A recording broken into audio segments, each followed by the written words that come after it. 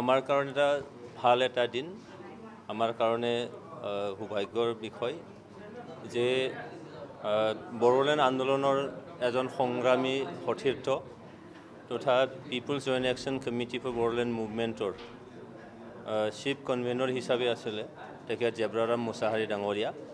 আজি তেখেতৰ ৩৫জন সতীৰ্থক লৈ আজি UPPL দলত তেখেতে আনুষ্ঠানিকভাৱে জইনিং কৰিলে আৰু আহি থকা সময়ত তেখেতৰ যিখিনি কৰ্মবিন্দু আছে তেখেতসকল নিশ্চয়কৈ আকৌ জইনিং কৰিব, কাৰণ তেখেতে এটা সময়ত সংগ্ৰামী সতীৰ্থ হিচাপে বহুখিনি কাম কৰিছিলে বড়োলেণ্ড আন্দোলনত।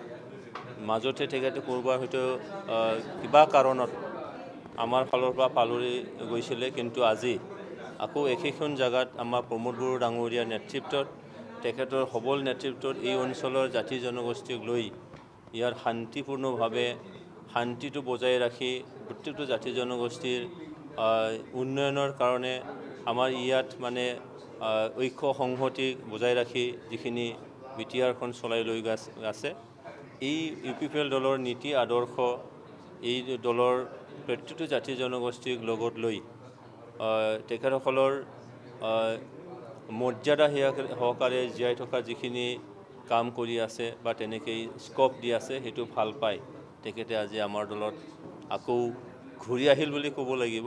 তো তেখেতক পাইখিনি আমি নথৈ আনন্দিত। আহি থকা সময়ত নিশ্চয়কৈ আগত যেনেকৈ কাম কৰিছিলে আহি থকা সময়ত তেখেতে এই অঞ্চলৰ শান্তি সম্প্ৰীতি জাতি জনগোষ্ঠীৰ মাজত ঐক্য সংহতি বজাই ৰাখি নিশ্চয়কৈ আগুৱাই যাব। তেখেতক আমাৰ দললৈ মই দলৰ হৈ আদৰণি জনাইছোঁ।